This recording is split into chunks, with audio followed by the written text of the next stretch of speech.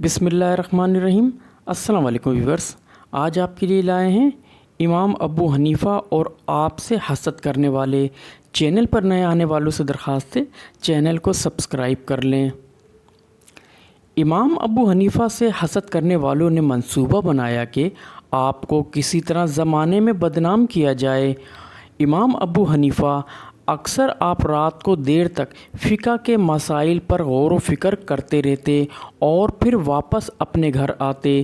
ایک دفعہ ان حاسدوں نے ایک منصوبہ بنایا۔ انہوں نے کیا کیا، جس راستے سے آپ آتے تھے وہاں ایک عورت رہتی تھی، جوان تھی اور بیوہ بھی تھی۔ انہوں نے ان کو لالچ دیا کہ ہم تمہیں اتنے پیسے دیں گے، جب امام صاحب رات کو جس وقت واپس آتے ہیں تم انہیں کسی بہانے سے اپنے گھر بلا لینا، باقی ہم انہیں سنبھال لیں گے۔ اب تنگ دستی اور فکر و فاقہ ایسی چیز ہے کہ بندہ کفر تک کو قبول کر لیتا ہے۔ اس کو شیطان نے سمجھا دیا، چل تو بیوہ ہے، تجھے پیسے مل جائیں گے، تیری تنگ دستی ختم ہو جائے گی۔ چنانچہ ایک رات امام ابو حنیفہ اپنے گھر جا رہے تھے تو جیسے ہی اس کے گھر کے قریب سے گزرے تو وہ عورت پہلے سے ہی تیار تھی۔ اس نے فوراً دروازہ کھولا اور شور مچایا، امام ابو حنیفہ، میرے گھر میں میرا بچہ مر رہا ہے، آخری وقت ہے اس کا، خدا کے لیے اس کو کچھ کلمے کی تلقین کر دیجئے۔ اب اس نے ایسی بات کہی اور اس انداز سے کی کہ امام صاحب سمجھے کہ گھر میں سب ہوں گے، گھر بھرا ہوگا۔ گھر میں امام صاحب جیسے ہی اندر داخل ہوئے تو وہ لوگ تو پہلے سے ہی اندر تھے۔ انہوں نے امام صاحب کو پکڑ لیا اور کہا، امام صاحب، رات کے وقت میں جوان عورت کے ساتھ، وہ بھی تنہائی میں؟ حاکم وقت کو اطلاع دی۔ کہا، جی یہ تو بڑے فقیہ بنتے ہیں۔ حالت یہ ہے، حاکم وقت نے ان کو کہا، یہ بڑا کیس ہے، اب میں سو رہا ہوں، صبح دیکھوں گا۔ اب تم ایسا کرو، ان کو اور اس عورت کو حوالات میں بند کر دو۔ اب معاہدے کے مطابق تو یہ نہیں ہونا تھا کہ عورت بھی گرفتار ہو جائے گی۔ ان کا خیال تھا کہ بس امام صاحب ہی گرفتار ہوں گے اور یہیں پر بات ختم ہو جائے گی۔ پولیس نے دونوں کو حوالات میں ڈال دیا۔ امام ابو حنیفہ وضو کے ساتھ تھے، اندھیری کوٹری تھی۔ امام صاحب نے پہلے اپنا رومال بچھایا اور جیسے پہلے اللہ کی عبادت کرتے تھے اللہ کی عبادت میں لگ گئے۔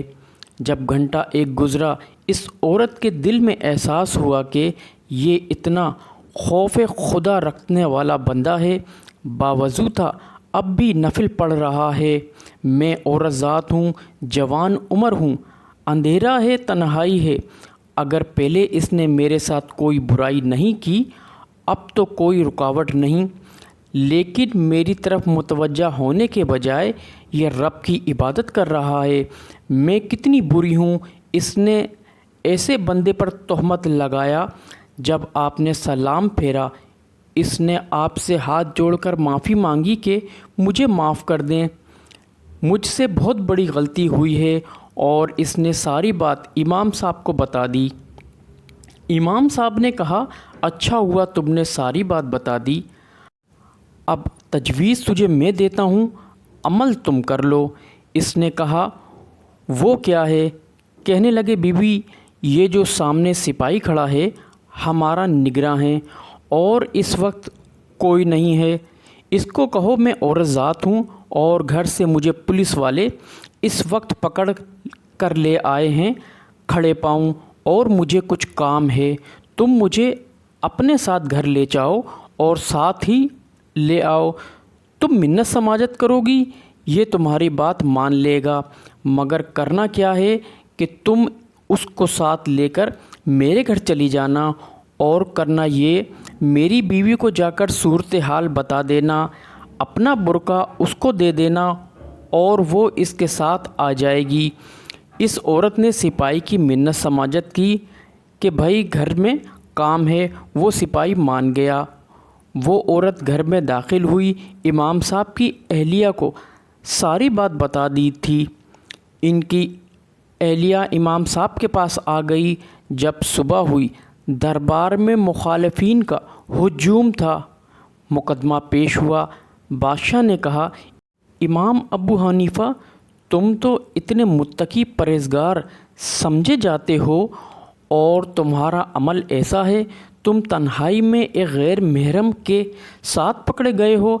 امام صاحب نے کہا، کون سی غیر محرم؟ اس نے کہا، یہ جو تمہارے ساتھ کھڑی ہوئی ہے۔ امام صاحب نے کہا، یہ تو غیر محرم نہیں ہے۔